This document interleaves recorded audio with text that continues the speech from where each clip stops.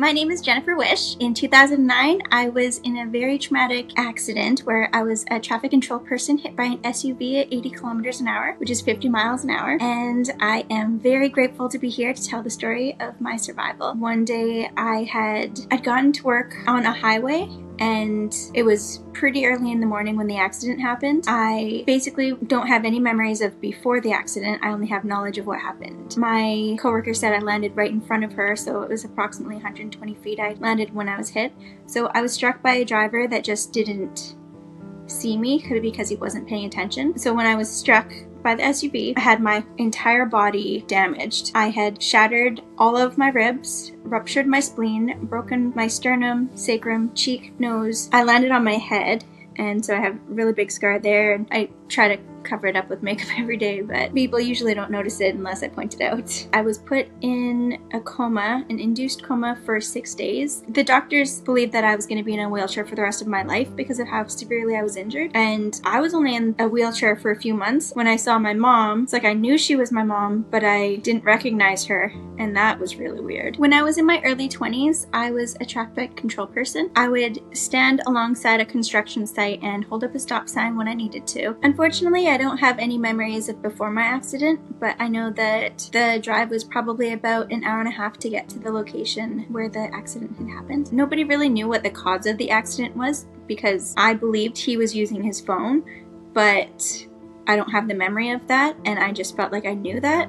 And when the police did the investigation to see whether he was on his phone or not, there wasn't a text message sent. And I believe I responded saying I don't think he would have sent it because he hit me when he was in the middle of trying to text. My coworker that was witnessing me just kind of landing in front of her, I only weighed 120 pounds, and so I flew approximately 120 feet and I landed on my head out of my boots. My coworker also said that she saw the driver just put his hands over his face and he just bawled, and it took me a really long time for her to tell me that because she had a really hard time coping with everything. She didn't really want to communicate about it very much. So when she did tell me that, I felt extremely relieved because I cared that he cared. I was just so afraid that he was just denying Bolt. In the morning, I would have been standing with my stop sign looking at the oncoming traffic. And so I stand with my body facing towards the vehicle, like as they pass. So I would be facing them, so I would be standing, holding my stop sign, looking in that direction so that I can look back and see the construction area to see what's happening. So I was holding my stop sign and looking in the direction for the vehicles that would be approaching to stop, and the vehicle did not stop. And so I was struck from my left side and then flew and landed across in front of my coworker far on the right. So when I came out of the coma after 6 days, I had a lot of visitors, and people would come in, just a few people at a time, and I would know who a lot of the people were, but not everybody, because I lost my visual recognition. But it's like I knew facts, so it's like I knew the facts of my mom. So I knew that she had brown hair, was short, and I was very confused because she didn't look the way I thought she would have looked, because I guess I thought that she would have been slimmer, but she was heavier. So I know that was rude, but I was just really confused. I was like, oh, you look different than I thought. And I didn't have a filter, and so I probably said some rude things that I wouldn't have with a filter. I was in a dreamlike state for a while when I came out of the accident, and just laid there looking around and would just see people walking in, and people would talk to me and tell me a lot of information, and I would not remember it after a few seconds. So people would repeat things again and again and again for me. But I randomly knew some facts that surprised people. I was really confused every single day, all the time. I didn't really have fear because I didn't really understand what I could even be afraid of. Everything was just living in the moment. If something was out of sight, it was out of mind. And I was just constantly confused as to why I couldn't do anything. What can I do? What can't I do? Just trying to figure things out. And my mobility was so limited because at first I just was in casts. I just was stuck in a bed, and I had a catheter. I couldn't get up, and then eventually when I was able to get up, anybody that would come and help me it would be putting me in my wheelchair and doing every single thing for me, bathing me, feeding me. I could not do anything independently at all. Like, I just felt useless. And that was the worst feeling, just not really understanding what my purpose could be for why I was there. But one of the cool things was that I've been told that I was telling people that I had been with God. And that he told me that he's not finished with me yet. So it's interesting, the stories that I would tell people at that point. I wish I could remember now.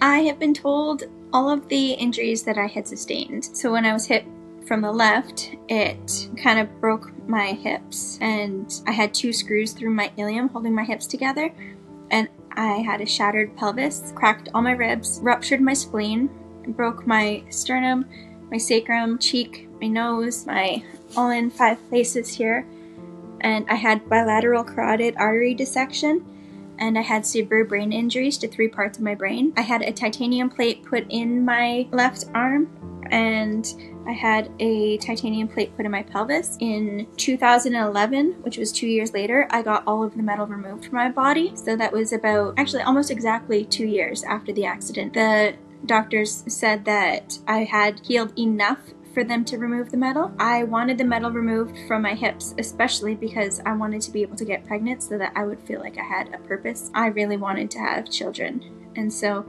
the doctor said that my hips wouldn't be able to expand like they would need with the metal in.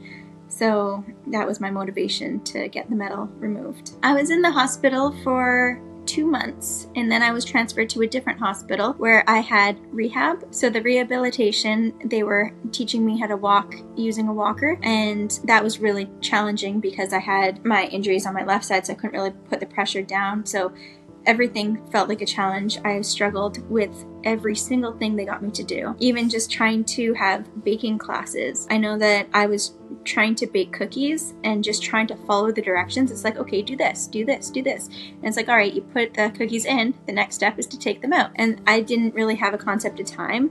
And so that was a big challenge for me with that. A lot of the recovery was just being told to do things. And if I wasn't told to do something, I would be confused about what I could do. And so I just felt stupid, and a lot of times I didn't know if I was following directions properly. Language was a really big thing that I struggled with because I was so limited with my knowledge. Having brain injuries, I was so reduced to a childlike state. I didn't know any synonyms for anything, and if somebody would say, like, there is a bee in the room, and if I was thinking about the letter B, I would be very confused and not really understand anything that they'd say afterwards. And just be very stuck on how to move forward in listening, because I'd just be confused about what was said. It took years for me to follow conversations. I know that I had post-traumatic stress disorder. I would be afraid of vehicles. I was scared in cars. I didn't trust anybody. I didn't know if I could just be safe